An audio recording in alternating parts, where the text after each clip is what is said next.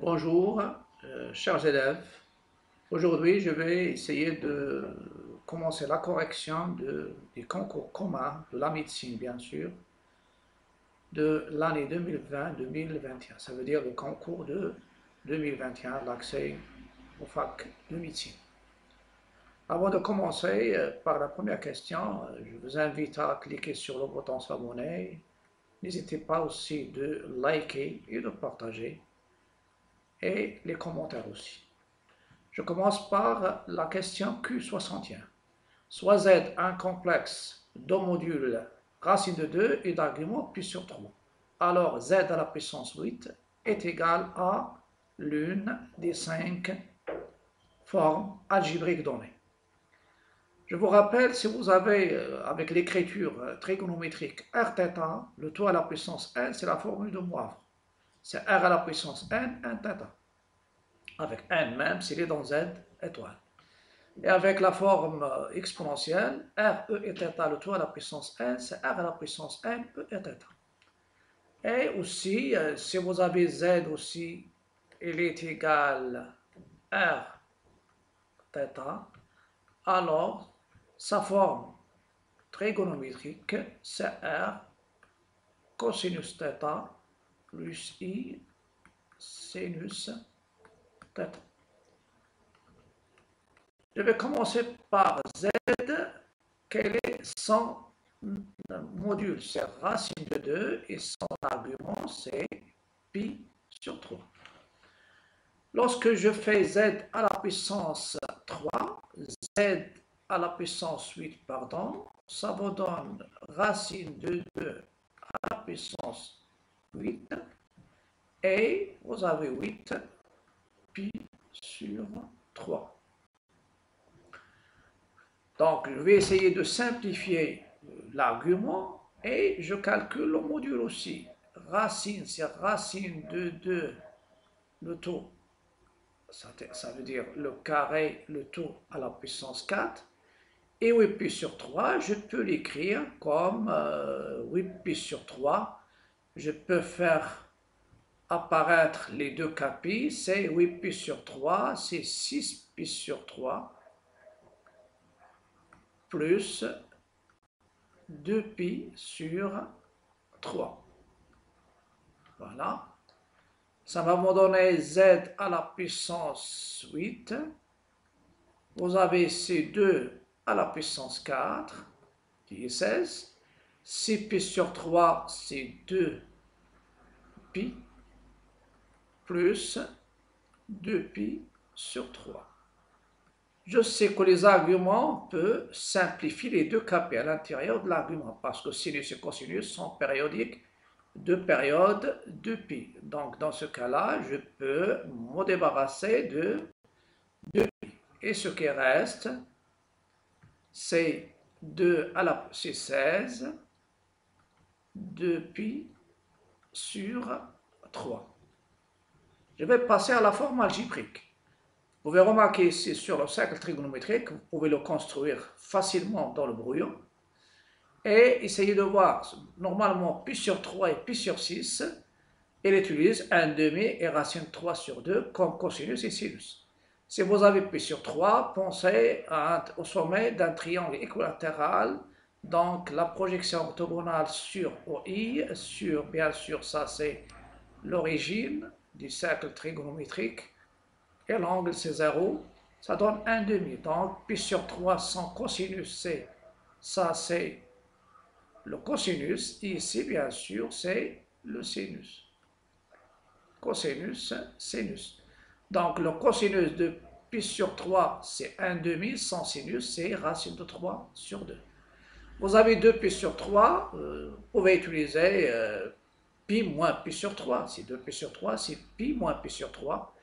Et le cosinus de pi moins pi sur 3, c'est moins cosinus pi sur 3. Et le sinus de pi moins pi sur 3, c'est sinus pi sur 3. Ou bien, vous pouvez remarquer ici que 2pi sur 3, sans cosinus, c'est l'opposé de cosinus de pi sur 3. Ça veut dire ici moins 1 sur 2. Et le sinus, c'est racine de 3 sur 2. Donc, z à la puissance 8, ça sera 16 facteurs de cosinus de 2π sur 3 plus i sinus de 2π sur 3.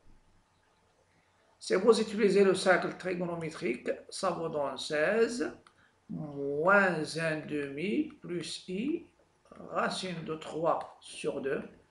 16 fois moins 1 demi, c'est moins 8. C'est moins 8. Et 16 sur 2, donc plus i 8 racine de 3. Ou bien 8 racine de 3 fois i. 8 moins, donc, plus 8 racine de 3. Voilà, fois i. Voilà la réponse. Ou bien, vous pouvez utiliser cosinus de 2π sur 3. 2π sur 3, c'est quoi? C'est cosinus de 3π sur 3, ça veut dire π moins π sur 3. Et cos π moins alpha, c'est moins cos alpha, égale moins 1 demi. Et le sinus de 2π sur 3, c'est le sinus de π moins π sur 3. Et sinus de π moins alpha, c'est sinus alpha. C'est sinus π sur 3. C'est la racine de 3 sur 2. Voilà, vous avez deux lectures, soit le cercle, soit les transformations.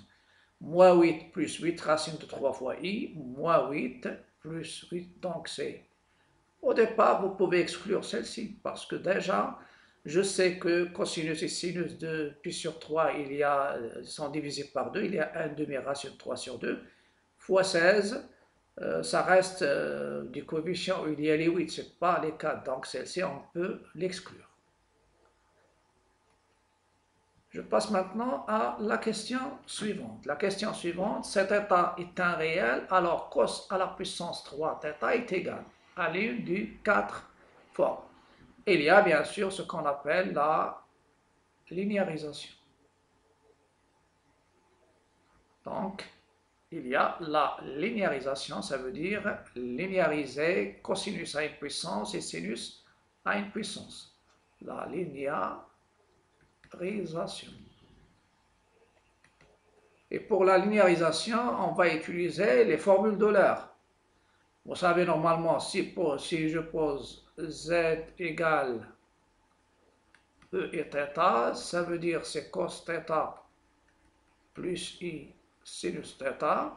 Pour les formules d'Euler, vous avez cos θ, cosinus θ, égale ei θ plus e moins et θ divisé par 2.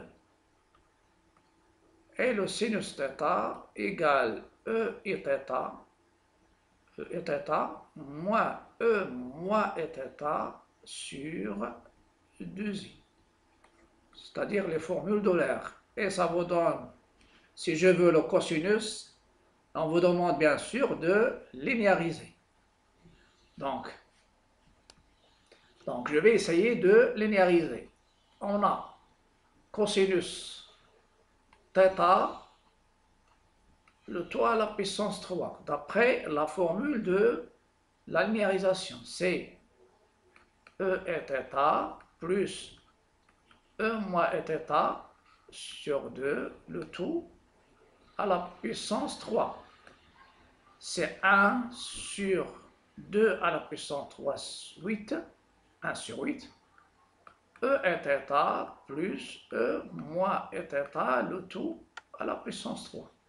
Et vous allez utiliser des règles. Il y a des règles à utiliser si vous voulez utiliser la linéarisation. Vous avez normalement, dans la linéarisation, il y a E et θ, E, I, N, θ, avant celle-ci, donc plus E, moins I, N, θ, c'est 2 cosinus n θ. Il y a ei n θ fois e moins i n θ, c'est l'exponentielle de 0 et il est égal à 1. Et avant, il y a E I θ, le tout à la puissance n, c'est E I n θ, la formule de Moivre. Et il y a les puissances a plus b à la puissance 3, c'est a à la puissance 3 plus a carré b plus 3 a carré b plus 3a b au carré et plus b à la puissance 3. Pour les gens qui n'ont pas bien sûr cette règle, vous pouvez utiliser a plus b à la puissance 3, c'est a plus b au carré fois a plus b. Et développer, vous pouvez utiliser même aussi le triangle de Pascal. Donc, cos à la puissance 3 θ, ça sera c'est 1 sur 8 et je vais développer. C'est E et θ à la puissance 3 plus 3 E et θ au carré, ça veut dire triangle de Pascal, il donne les coefficients 1, 3, 3, 1. Et vous commencez par la puissance 3, après essayez de retrancher l'exposant 3, il devient 2 et ça apparaît E moins et θ. Moins et θ à la puissance 1.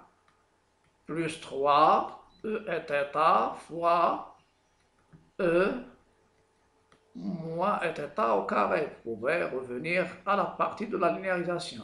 Et plus E moins et θ, le tout à la puissance 3. Ça vaut donc cosinus à la puissance 3, c'est 1 huitième. J'utilise la formule de Moivre, c'est EI 3 θ. Et je vais utiliser ces deux-là, je vais les regrouper. Plus E moins I 3 θ. Voilà. Après, ces deux-là, je vais factoriser. C'est 3 E et θ fois E moins et θ. Et ce qui reste normalement, il y a 3 E et θ, ça reste E et θ. E et θ plus E moins et θ. E moins I θ. Finalement, ça nous donne 1 huitième. E I 3 θ fois E moins I 3 θ, c'est 2 cosinus 3 θ. D'après ce que je viens de donner. Cosinus 1 θ, ou bien la formule de Moivre, à la place de θ, ou bien alpha, c'est 3 θ. Ici, E et θ fois E moins et θ, c'est 1.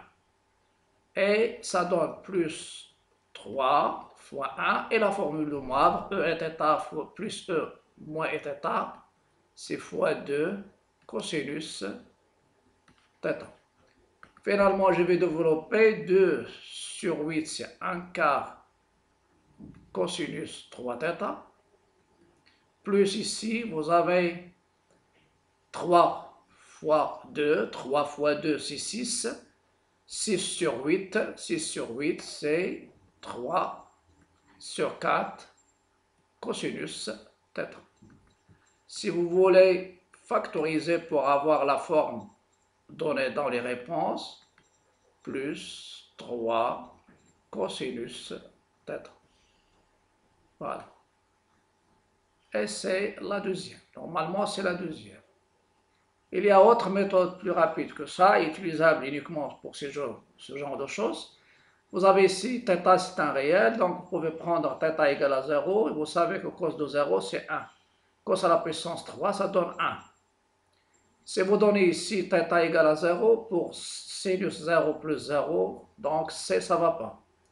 Donc C, on peut l'exclure facilement. Le C, je peux exclure C parce que sinus de 0 c'est 0, plus 0, 0, donc ça ne donne pas 1.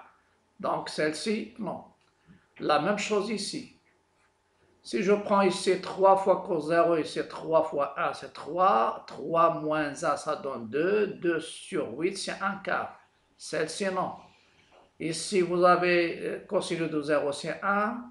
Plus 3 fois 1, c'est 3. 4 sur 8, c'est 1 demi, non plus. Et le reste, la bonne réponse, c'est celle-ci. La question Q63. Dans la question Q63, si x appartient à l'intervalle ouvert 0, 1, alors la limite de 1 moins x à la puissance n fois 1 plus x à la puissance n, il est égal à plus l'infini, moins l'infini 0, moins 1, 1. Je peux penser maintenant à la limite de q à la puissance n à l'infini, la suite de référence. Il y a la suite usuelle. Elle tend vers 0, c'est q entre moins 1 et 1. Elle tend vers 1, c'est q égale à 1, c'est une suite constante. Et elle tend vers plus l'infini, il est divergent dans le cas q dépasse 1 et n'admet pas de limite, c'est q est inférieur ou égal à 1. Donc normalement ici, ce que je vais faire, je vais calculer cette limite de 1 moins x à la puissance n fois 1 plus x à la puissance n. Au lieu de calculer chaque limite, je vais essayer d'utiliser les propriétés de puissance. Donc c'est 1 moins x fois 1 plus x, le tout à la puissance n. Et c'est la limite lorsque n tend vers plus l'infini de 1 moins x au carré, le tout à la puissance n. Et je vais revenir, vous avez x entre 0 et 1, donc x au carré est entre 0 et 1, entre 0 et 1, et ça me donne x moins x au carré, il est entre moins 1 et 0, et j'ajoute 1 moins x carré, il est entre 0 et 1. Donc, ça me donne 0 et je décare. Donc, cette limite, c'est 0. C'est le C. La question Q64. Q64, il vous donne une fonction f définie par f de x égale 1 sur x moins 1 ln de 1 plus 1 sur x. Il ne demande pas la limite, il nous demande le domaine. X appartient au domaine, essayez de voir les conditions. Ce dénominateur, il faut qu'il soit non nul. Ce x, il faut qu'il soit aussi non nul. Et ajouter 1 plus 1 sur x soit strictement positif. Ça veut dire ce dernier, c'est quoi? C'est x plus 1 sur x. Et je fais, on peut bien sûr faire directement éliminer, chercher la bonne réponse. Si vous avez les outils nécessaires pour donner la réponse facilement, je fais un table de signes, x plus 1, je fais le x, et je fais le rapport, c'est x plus 1 sur x. Vous travaillez dans l'ensemble R avec les conditions, vous avez moins l'infini plus l'infini. Le x ici, celle-ci, il donne x égale différent de 1. Et il y a le moins 1. Donc, normalement, celle-ci s'annule en moins 1. Moins 1. Le rapport, il s'annule aussi. Il y a le 0. Celle-ci s'annule en 0. Le rapport n'est pas défini. Il y a aussi le 1. Où ce dénominateur n'est pas, il est nul. Donc, j'exclus le 1. X moins 1, donc vous avez plus, plus, plus. Ici, moins. X positif, positif, négatif, négatif. La règle de signe, plus, moins, plus, plus. Donc, le domaine de définition, c'est quoi? C'est moins l'infini, moins 1. D de f, c'est, pour moi je vais l'écrire, mais pour vous, vous pouvez, et vous avez strictement positif, donc j'exclus le moins 1, union, il y a aussi moins 1, 0, moins 1, 0, 0, pardon, 1, 0, 1, et il y a union 1 plus l'infini. Vous pouvez ici remarquer, donc, à part c'est 0 plus l'infini moins 1.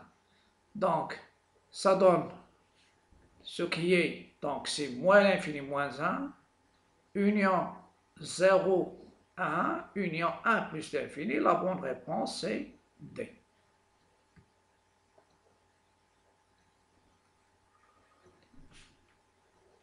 Je passe maintenant à la question 65. 65, on vous donne f de x égale x carré moins x, l'exponentielle de 1 sur x. Le domaine de f ici, c'est R étoile. La seule condition, c'est sur ce petit x. Je calcule la dérivée directement. Parce qu'il demande la dérivée, j'ai les moyens de calculer la dérivée rapidement. Donc, c'est la dérivée du premier facteur fois le deuxième, plus le premier facteur fois la dérivée du deuxième facteur. X au carré, sa dérivée, c'est 2x moins 1 fois l'exponentielle de 1 sur x, plus x carré moins x, la dérivée de l'exponentielle de u, sa dérivée, c'est u', l'exponentielle de u. Et u, c'est une fonction. Donc, 1 sur x', l'exponentielle de 1 sur x. Ça va me donner 2x moins 1, l'exponentielle de 1 sur x, plus x carré moins x fois moins 1 sur x au carré, et fois l'exponentielle de 1 sur x. Et je vais factoriser par l'exponentielle de 1 sur x. Donc 2x moins 1. Vous avez ici x carré sur x carré, c'est moins 1. Vous avez x carré fois moins 1 sur x carré, c'est moins x carré sur moins x au carré. Et vous avez moins x fois moins 1 sur x au carré, c'est plus 1 sur x. L'exponentielle de 1 sur x. Et ça vous donne 2x moins 2 plus 1 sur x, l'exponentielle de 1 sur x. Et c'est le D. Donc c'est D. Celle-ci c'est fausse. Pourquoi? Ils ont fait la dérivée uniquement 2x, l'exponentielle, et là il y a un facteur. Donc si je veux chercher quelle est la réponse que je vais exclure rapidement, donc pour moi, celle-ci ça vient d'une fausse utilisation de la dérivée. Ils ont dérivé uniquement x carré moins x, ils ont oublié l'exponentielle, ils ont utilisé le produit. Celle-ci normalement 1 moins 1 sur x fois l'exponentielle de 1 sur x. Ça vient de la dérivée du produit sur le produit dérivé, mais plus ou moins, mais ici l'exponentielle de 1 sur x, celle-ci non. La même chose, celle-ci, ça vient de la dérivée du produit sur le produit dérivé. 2x moins 1, et l'exponentielle de 1 sur x, c'est 1 sur x, l'exponentielle de 1 sur x. Mais ça ne change pas. Mais donc, pour moi, la bonne réponse, c'est le D. Je passe à autre chose maintenant.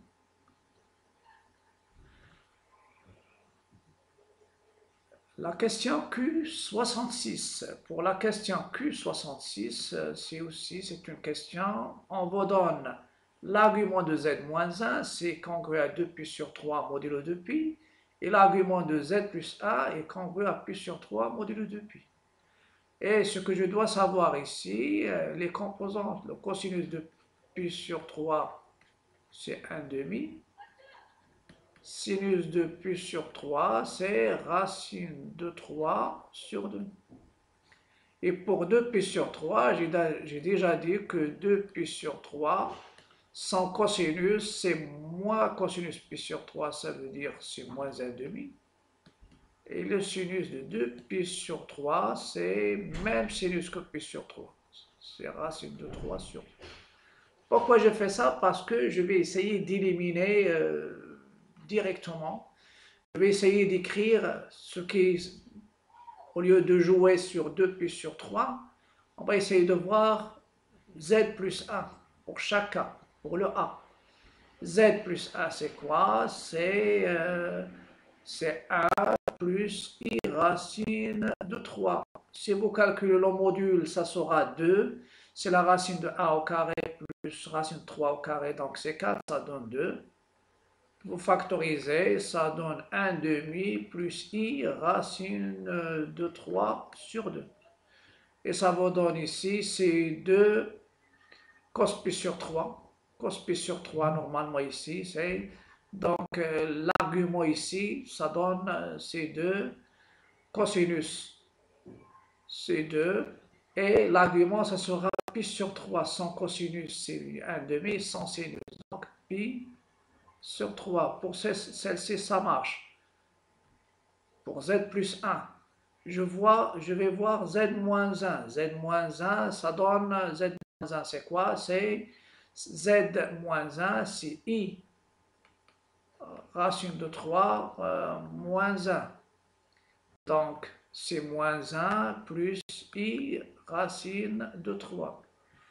Donc, le module, c'est le même, c'est de cosinus 2 fois moins 1 demi plus i racine de 3 sur 2. Donc, ça donne 2 cosinus 2pi sur 3 plus i sinus 2pi sur 3. Donc, ça tombe bien, c'est 2pi sur 3. Puisqu'il y a ces... Donc, normalement ici, il y a une seule réponse, de z plus 1 dans ce cas-là. Dans ce cas-là, le z plus 1, c'est son argument sur pi sur 3. Et le z moins 1, son argument, c'est 2pi sur 3. Donc, je coche le A sans faire. Par exemple, celle-ci, ça ne marche pas, celle-ci, parce qu'une fois tu retranches 1, ça reste racine de 3i, un complexe pur, un imaginaire pur. Son argument, c'est plus ou moins pi sur 2.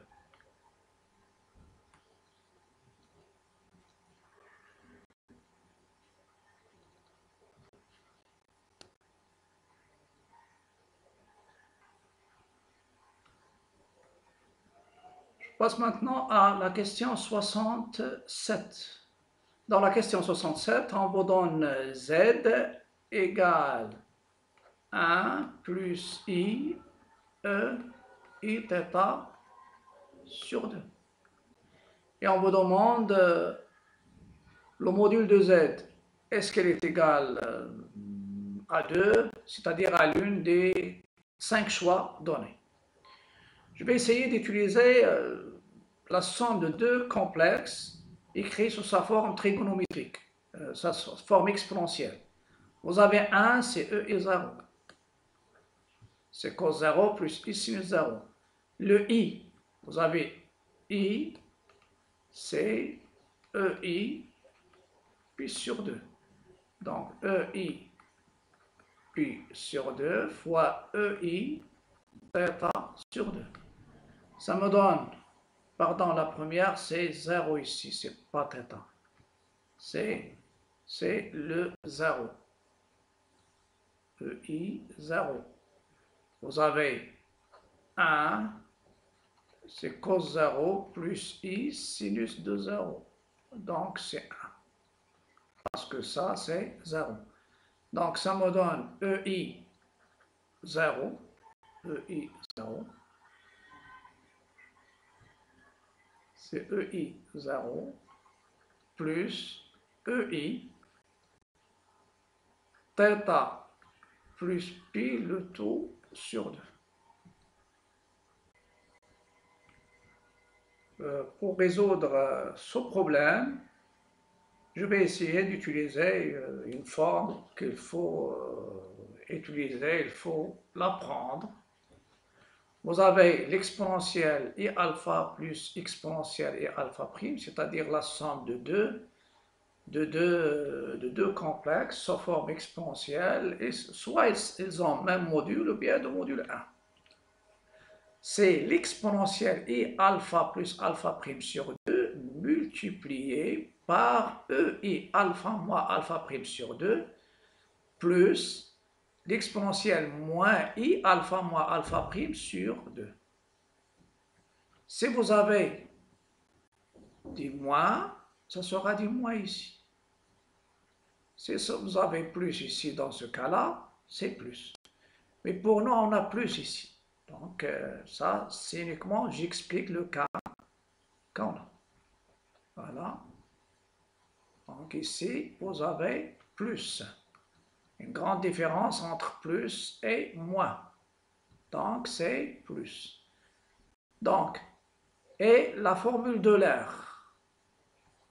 E et θ plus E moins E θ, c'est 2 cosinus θ. 2 cosinus θ, pardon. Donc, pour moi ici, le θ, je vais le prendre, c'est alpha moins alpha prime sur 2.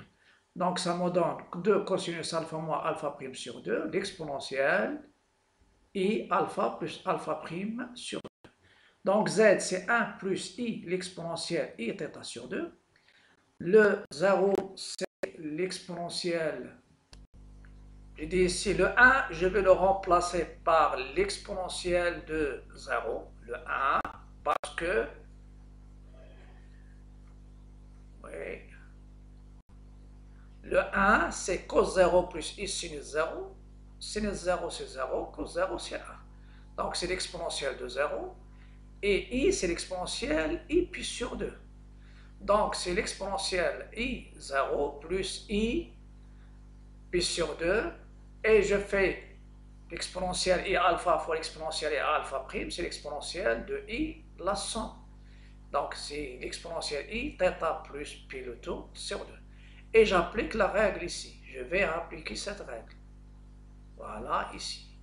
Ça donne 2 cosinus, la somme divisée par 2. Donc, c'est θ plus pi plus 0, tout sur 2.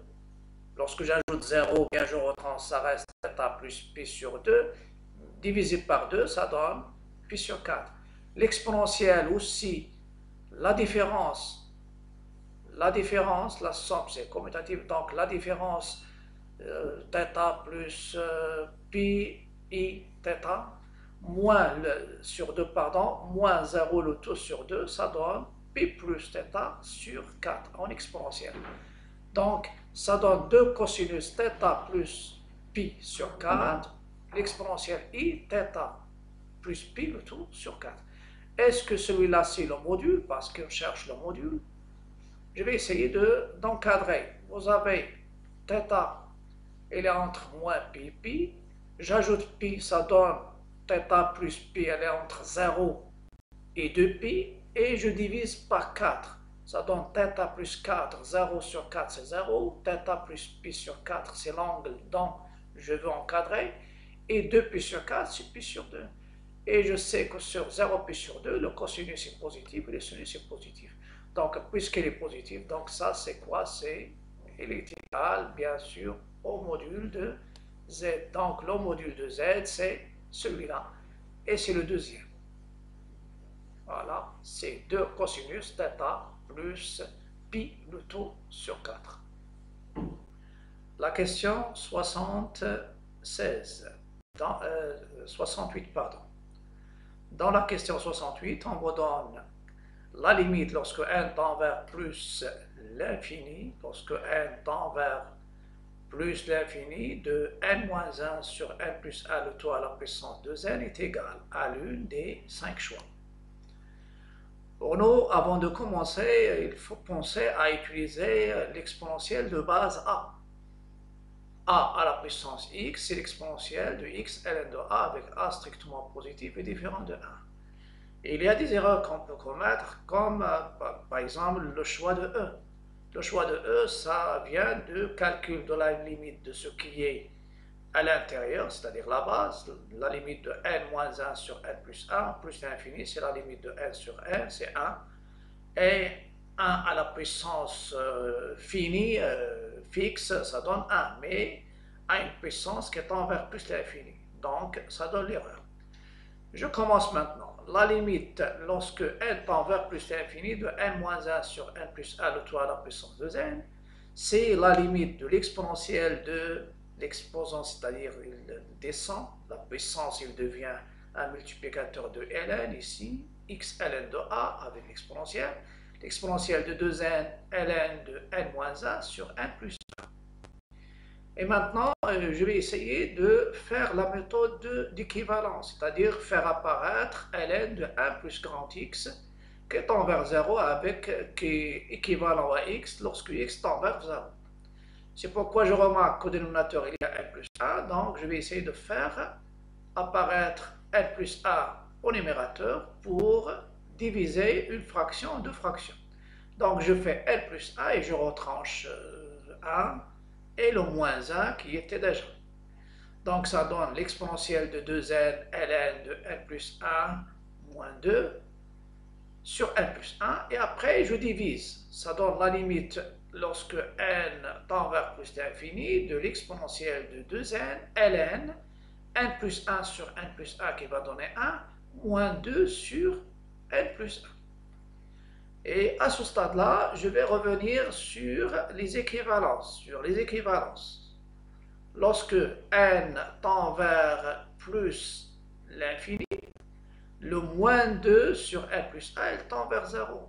Donc, ln de 1 plus, parce que vous avez ici plus grand x, ou bien une expression pour avoir l'équivalence, plus moins 2 sur n plus 1, il tend vers 0, donc il est équivalent au voisinage de plus l'infini à moins 2 sur n plus 1. Et je vais remplacer, je vais mettre égal ici, c'est la limite de l'exponentielle de 2n, ln de 1 moins 2 sur n plus 1, elle est égale à la limite de l'exponentielle 2n, et je remplace ln de 1 moins 2 sur n plus 1 par l'expression équivalente, qui est moins 2 sur n plus 1.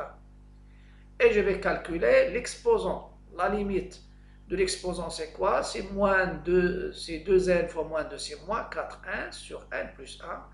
C'est la limite de moins 4n sur n, lorsque n tend vers plus l'infini, c'est 4. C'est moins 4, pardon. Donc, l'exposant tend vers moins 4, et ma limite, c'est l'exponentielle de moins 4. Donc, la bonne réponse, toujours cocher la diagonale, c'est l'exponentielle de moins 4. Je passe maintenant à une autre question, c'est la question suivante, c'est Q62. Donc Q69, pardon. Si UN appartient à une étoile, une suite géométrique de premier terme U1 est de raison Q égale à 1 sur 3. Alors le produit U1 fois U2 fois U3 fois jusqu'à UN, n supérieur ou égal à 1 est égal à l'une des 5 formes données. Je commence par un rappel. UN, n supérieur ou égal à P, suite géométrique de raison Q, implique UN égale à UP fois Q à la puissance n moins P, avec n supérieur ou égal à P, et on peut avoir, comme le cas qu'on a, UN égale à 1 U1 fois Q à la puissance n moins 1, ou bien UN égale à U0 fois QN. Et je vais vous montrer pourquoi j'ai barré les trois cas. Normalement ici, vous avez UN, n supérieur ou égal à 1, suite géométrique avec UN c'est 2 et Q c'est 1 sur 3. Donc UN c'est U1 fois Q à la puissance n-1 et c'est 2 fois 1 sur 3 à la puissance n-1. Et 1 sur 3 à la puissance n-1, c'est 1 à la puissance n-1 qui est 1 sur 3 à la puissance n-1. Donc normalement pour ce produit, ça va apparaître 3 avec une puissance. Elle est au dénominateur, ce n'est pas au numérateur. Au numérateur, non. Donc le A, non. Et il y a le P aussi, non, le D, pardon. Et il y a un autre cas que je vais éliminer après. Lorsque je fais le produit U1 fois U2 fois U3 jusqu'à fois UN, C2 c'est U1, U2 c'est quoi? U2 c'est 2 fois 1 sur 3 à la puissance 1, U3 c'est 2 fois 1 sur 3 à la puissance 2, jusqu'à, etc., fois 2 fois 1 sur 3 à la puissance n moins 1. Et je vais essayer de voir les deux. Vous avez 2 fois 2 fois 2 fois 2. un nombre de fois, c'est n fois, c'est autant de termes qu'on a. Et on a de U1 jusqu'à UN, il y a un terme, donc il y a 2 fois 2 fois 2, n fois, c'est 2 à la puissance n. C'est pourquoi 2 à la puissance n ne veut pas apparaître 2 à la puissance n et ne veut pas apparaître au dénominateur. C'est pourquoi j'ai barré aussi le E. Et il ne reste uniquement entre B et C. Après, il y a 1 sur 3 à la puissance 1 fois 1 sur 3 à la puissance 2 fois etc. 1 sur 3 à la puissance 3 fois etc. jusqu'à 1 sur 3 à la puissance n-1. Et je sais que a à la puissance n fois a à la puissance m, c'est a à la puissance n plus m. Donc dans ce cas-là, la base 1 sur 3 et les puissances, il y a la somme. Il y a 1 sur 3 à la puissance 1 pour celle-ci, fois 1 sur 3 à la puissance 2, ça devient ici plus 2. Après, pour 1 sur 3 à la puissance 3, ça donne à la puissance plus 3, 1 plus 2 plus 3, jusqu'à la dernière, 1 sur 3 à la puissance, la somme de 1 plus 2 plus 3 jusqu'à n moins 1. Voilà. Donc le produit P, c'est 2 à la puissance n fois 1 sur 3 à une puissance. Je vais revenir à calculer la puissance avant de la mettre ici. Vous avez 1 plus 2 plus 3 jusqu'à n moins 1, c'est quoi? C'est la somme de n moins 1 terme d'une suite arithmétique. Et je sais que j'ai une suite arithmétique, le passage d'un terme à l'autre, ça se part en ajoute bien sûr 1, donc la raison c'est 1 et le premier terme c'est 1. Et on sait que 1 plus 2 jusqu'à n moins 1, c'est une suite arithmétique. Donc quelle est la somme d'une suite arithmétique? C'est le nombre de termes multiplié par la somme du premier terme de la suite, de la somme, plus le dernier terme, et vous divisez par 2. C'est pourquoi j'obtiens n-1 fois 1 plus n-1, le tout sur 2, et 1 plus n-1, ça donne n, si j'obtiens n facteur de n-1 sur 2, et ça va me donner Pn, c'est 2 à la puissance n, 1 sur 3 à la puissance n fois n-1 sur 2, et le 1 à la puissance a sur b à la même puissance, c'est a à la puissance, par exemple, m sur b à la puissance m. 1 à la puissance n facteur de n-1 sur 2, ça donne 1. Et ça reste au dénominateur 3 à la puissance n fois n-1 sur 2. Et ça, c'est la bonne réponse que je vais cocher. La bonne réponse, donc vous avez 2 à la puissance n sur 3 à la puissance n fois n-1 sur 2. Celle-ci, il y a n plus 1. Donc, la bonne réponse ici, c'est B.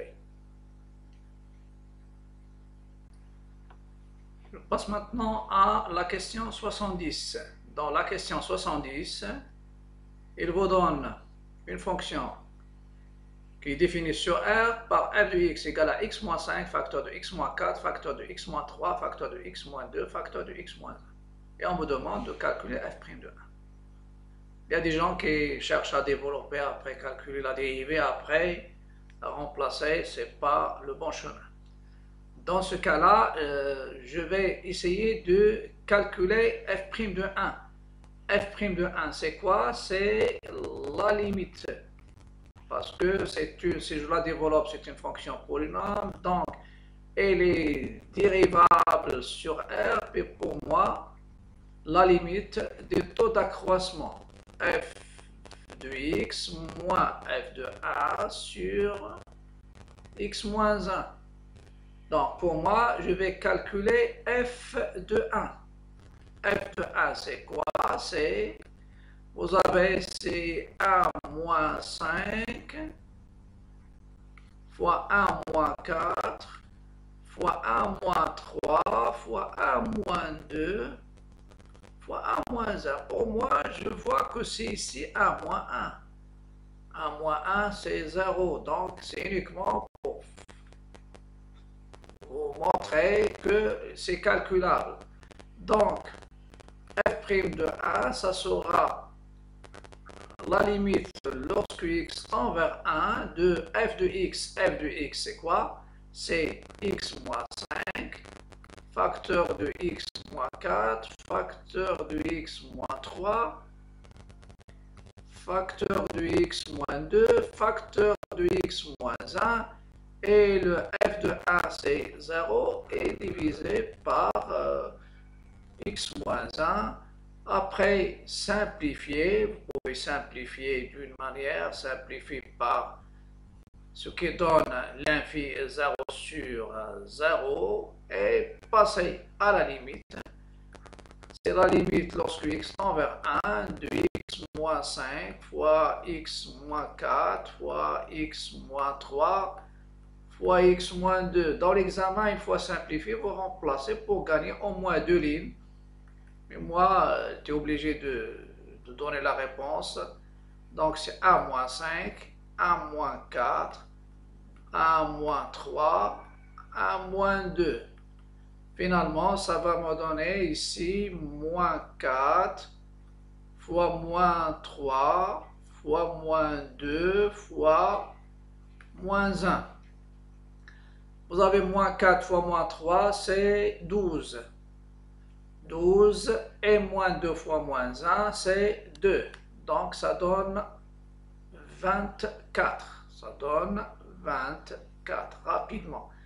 Donc, vous avez moins 2 fois moins 1, ça donne 1 moins 2, donc ça donne moins 1. Ici, c'est 2. 2 fois moins 3, c'est moins 6. Moins 6 fois moins 4, c'est 24. Et la bonne réponse, c'est A.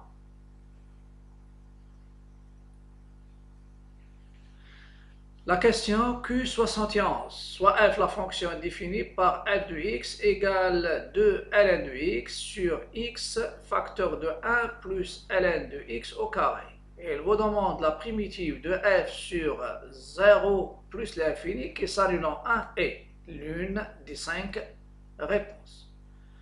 Ceci, pour normalement, si vous avez si f de x, s'il s'écrit sur la forme u' de x sur u de x, alors la fonction primitive, ça sera ln de valeur absolue de u de x, plus bien sûr les constantes. Pour les intégrales, on prend la constante égale 0.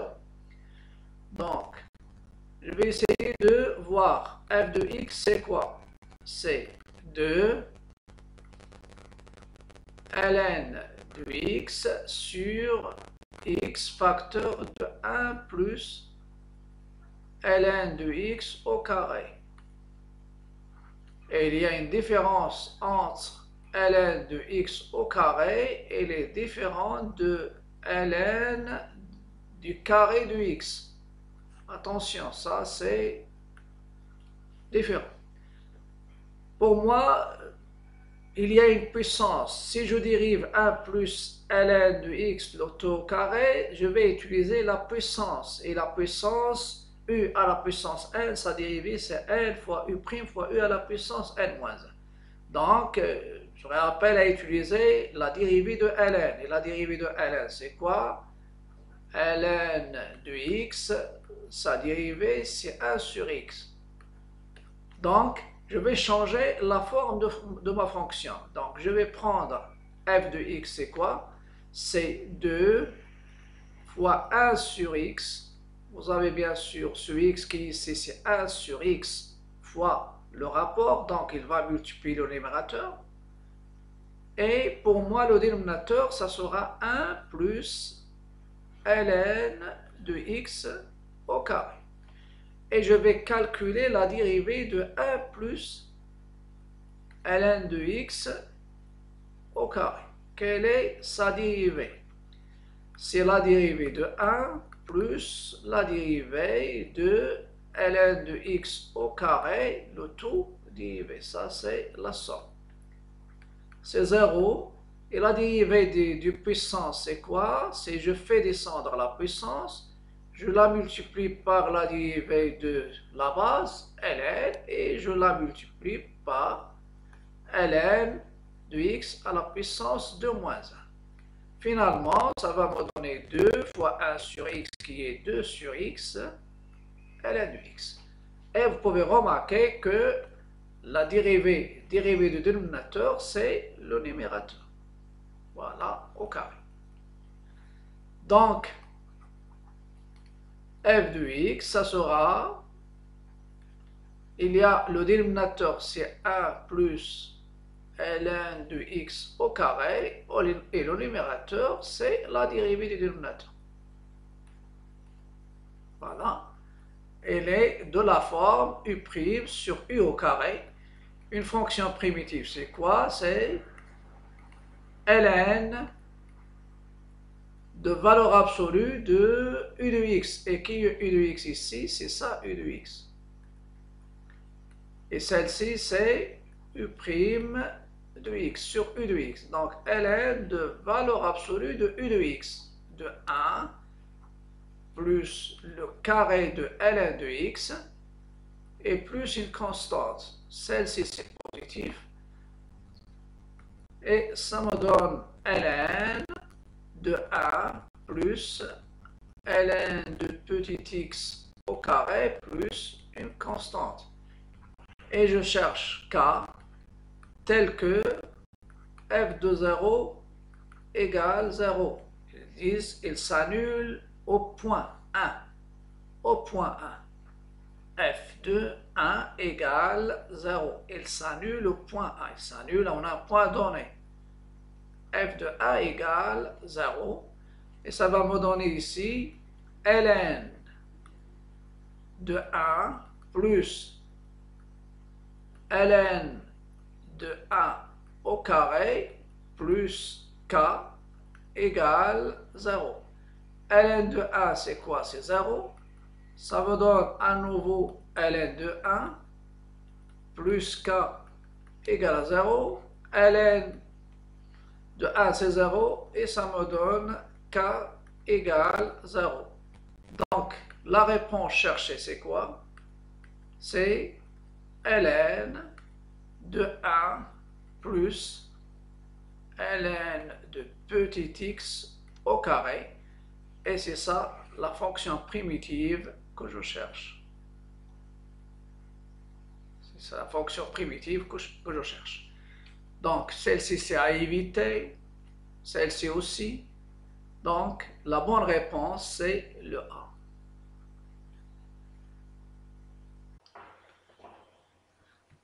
Je passe maintenant à la correction de la question 72. La question 72. Dans la question 72, il y a l'intégrale de 0 jusqu'à 1, l'intégrale de 0 jusqu'à 1 de 2t plus 3 sur t moins 2. dt est égal à l'une des 5 valeurs. Donc, l'intégrale de 0 jusqu'à 1 de 2t plus 3 sur t plus 2. Je vise toujours une primitive. Normalement, c'est f égale u' sur u. Il est utilisable aussi avec la puissance. Une primitive, bien sûr, c'est ln de valeur absolue de u, avec une fonction. Mais ici, vous pouvez remarquer que la dérivée de t plus 2 par rapport à t, elle est égale à 1. Donc, ça n'a rien à voir. Donc, on va essayer de décomposer c'est-à-dire de changer la forme de cette expression. Si je prends ici le double, si vous prenez le double de t plus 2, 2t plus 2, c'est quoi? C'est 2t, c'est 2t plus 4. C'est 2t plus 4. Donc, pour cela, je vais essayer d'ajouter et retrancher. Donc, pour faire une décomposition, c'est-à-dire je simplifie le rapport. Donc, je prends ici 2t. Il y a plus 3. J'ajoute 1 et je retranche 1 sur t plus 2 dt. Ça, c'est une technique qui est utilisable surtout pour le calcul d'intégrales ou bien les primitives des fonctions rationnelles, c'est-à-dire la décomposition. Vous pouvez remarquer ici, ça donne 2t plus 4. C'est 2t plus 4 Et vous avez ici 2t plus 4 et ça reste moins 1 ou bien 3 c'est 4 moins 1 sur t plus 2 dt. Je vais essayer de factoriser. Je factorise par 2. Je factorise ici par 2 et ça va me donner 2 facteurs de t plus 2 moins 1. Après, je vais la somme, je transforme la somme en, bien la différence, un rapport en deux rapports. C'est 2t plus 2 sur t plus 2 moins 1 sur t plus 2, bien sûr, dt. Je simplifie. Ça va me donner l'intégrale de 0 jusqu'à 1, de 2 sur... de 2, bien sûr, lorsque je simplifie, donc ça reste aucune chose, c'est-à-dire je montre ici, je simplifie ici. Après, j'ai déjà utilisé la technique de séparation. Et ça me donne, bien sûr, ici, ça reste 2, moins le 1, c'est quoi? C'est la dérivée de t plus 2. Donc, c'est t plus 2 prime sur t plus 2 et le tout dt. Je passe aux primitives. Primitive de 2, c'est de t. Une primitive de t plus 2 prime sur t plus 2, c'est ln de valeur absolue de t plus 2 à prendre entre 0 et 1. Et je passe maintenant au calcul. Ça me donne 2 fois 1, c'est 2, moins ln, normalement entre 0 et 1, celle-ci c'est positif. Vous avez, bien vous calculez, 1 plus 2 c'est 3. Moins pour le 0, 2 fois 0, moins ln de 2. Finalement, ça donne ici, ça c'est 0. Vous avez 2, moins ln de 3, plus ln de 2. Finalement, je complète ici. Donc, I, c'est 2 plus ln de 2 sur 3. Parce que ln de A sur B, c'est ln de A sur ln de B. ln de 2 sur 3. On peut s'assurer, c'est 2 plus ln de 2 moins ln de 3. Ça ici, c'est un 0. Voilà. C'est un 0. Et ce que je vais cocher, c'est la deuxième. C'est 2. C'est pas la deuxième. Ça, c'est 2 plus ln de 3 moins ln de 2. Mais ici, non. C'est moins ln de 2 plus ln de 3. Moins ln de 2 plus... Vous avez ln de 2 moins ln de 3. Avec le moins, ça donne ln de 3 avec un signe moins, non? Et la bonne réponse, c'est 2 plus ln de 2 sur 3, c'est D.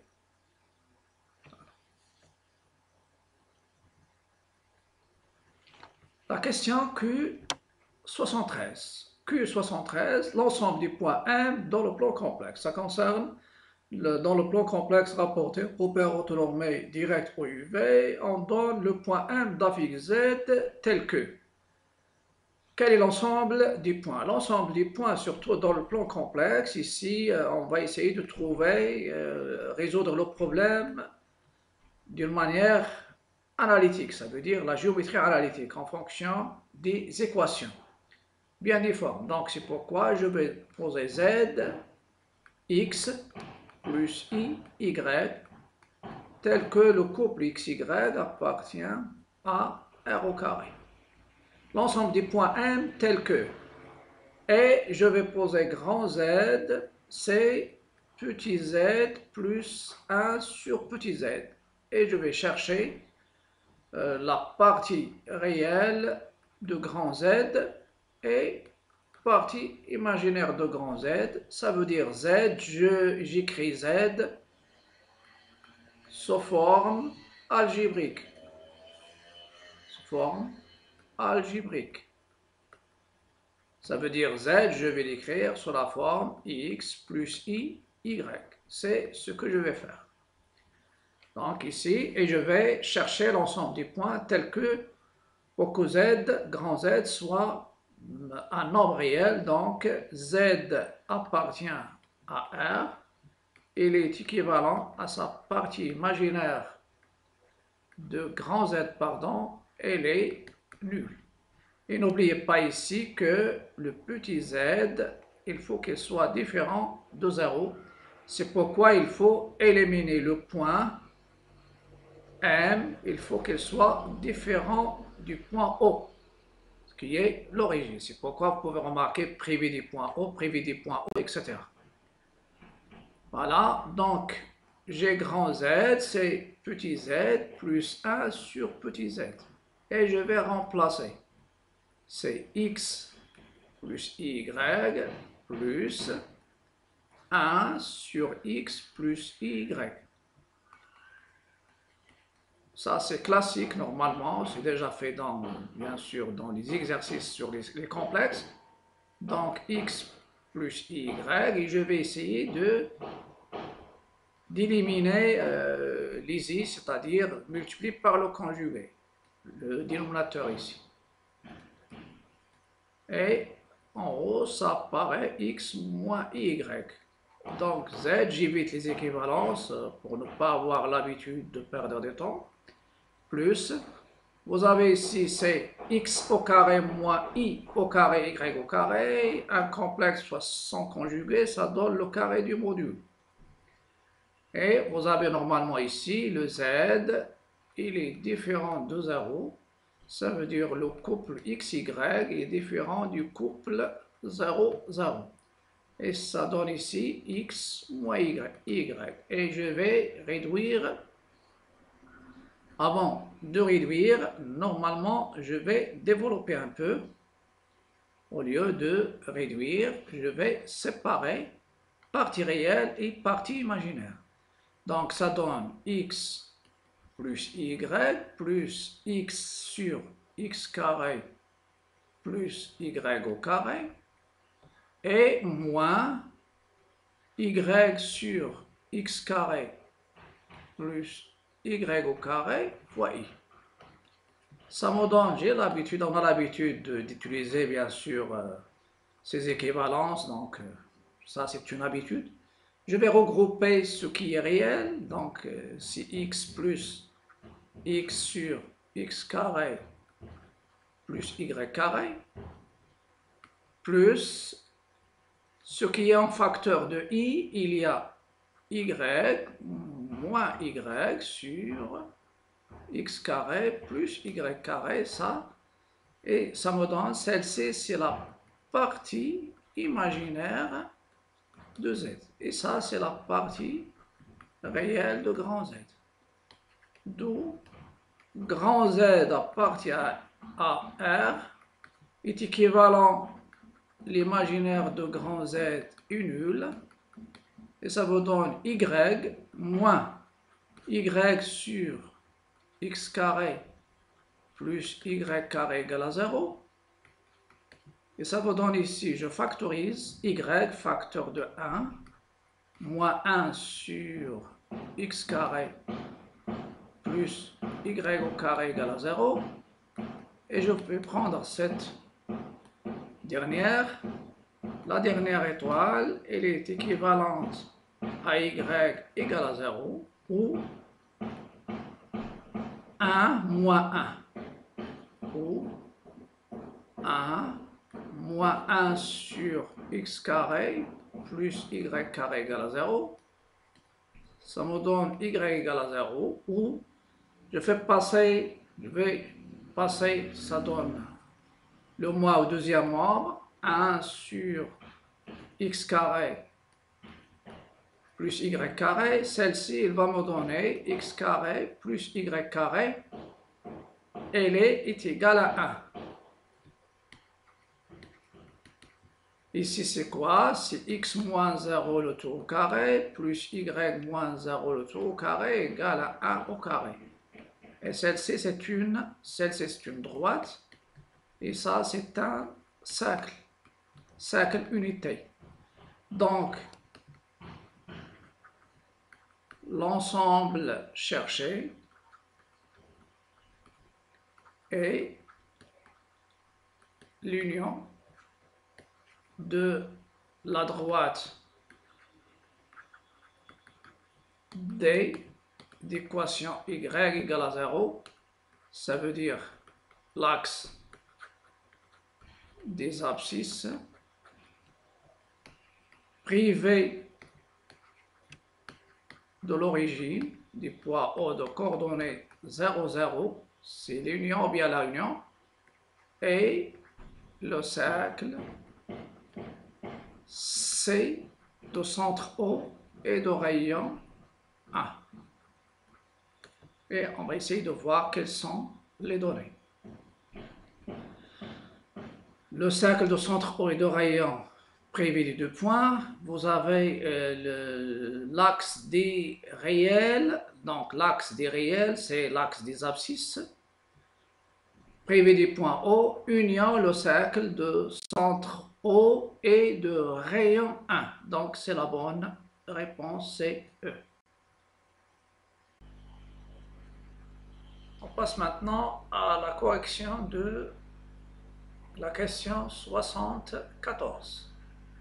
Dans la question 74, on vous donne une suite Wn telle que W0 elle est égale à 1 sur 2.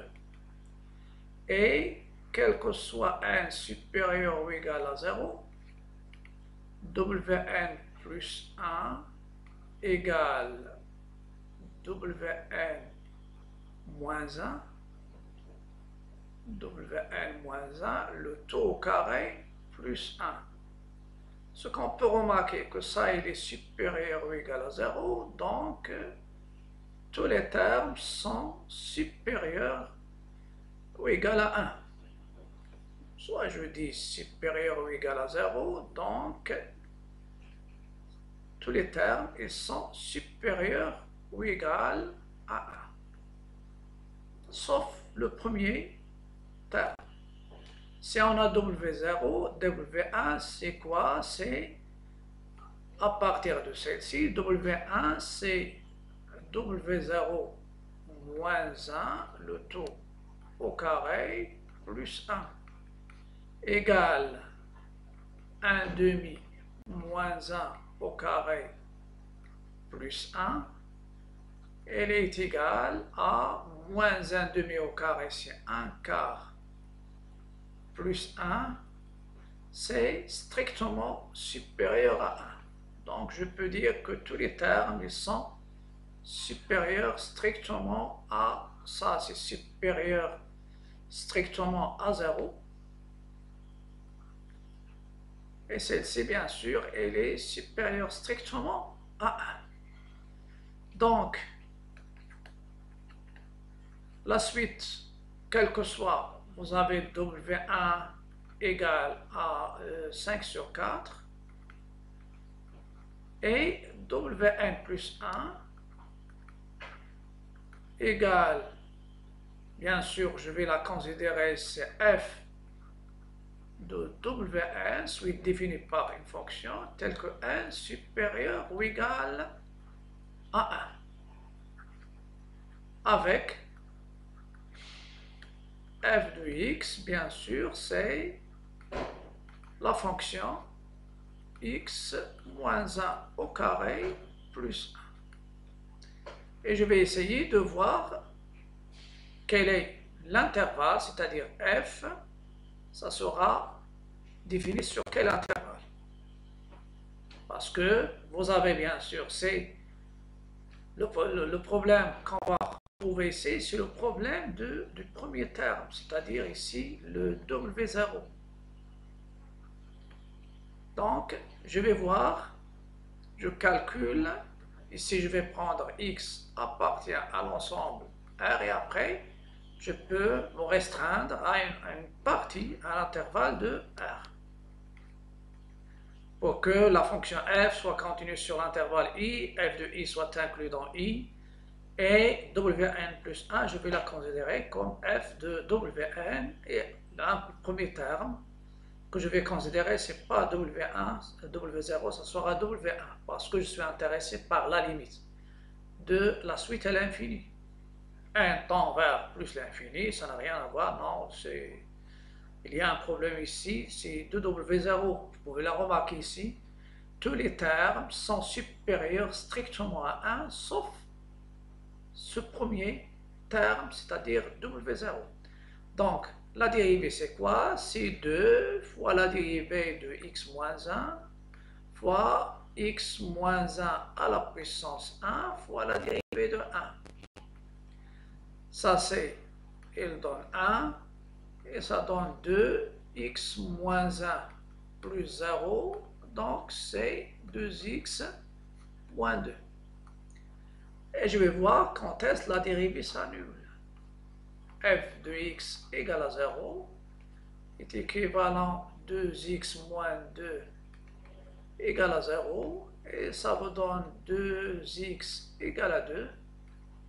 Donc x c'est 2 sur 2, ça veut dire 1. Et je vais faire un petit tableau de variation pour chercher l'intervalle i.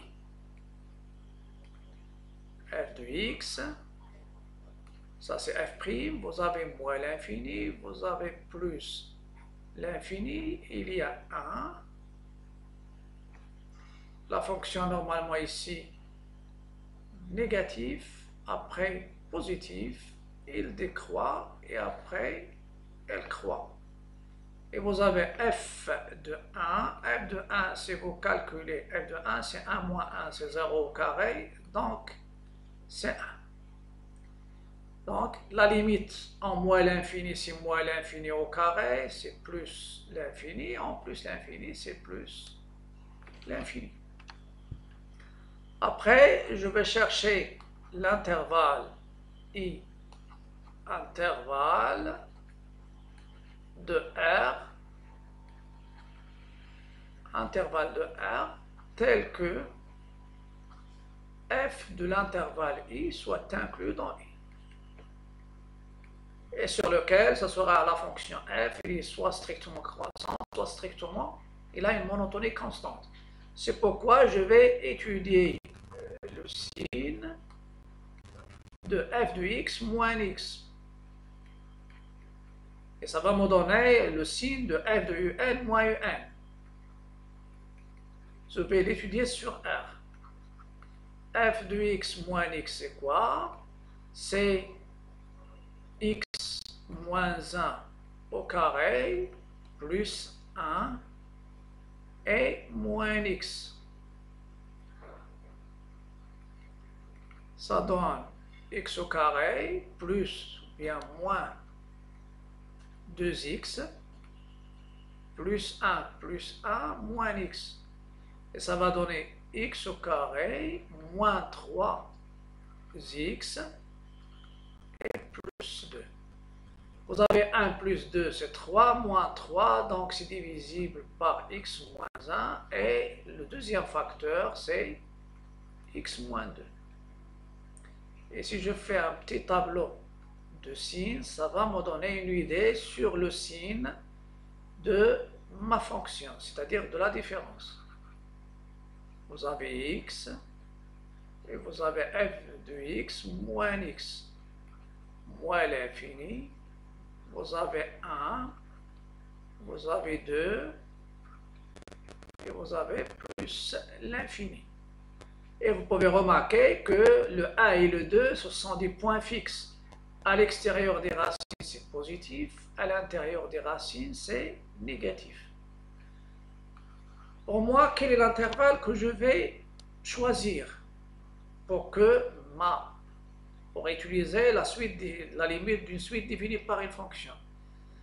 Il y a normalement f de 1, c'est 1.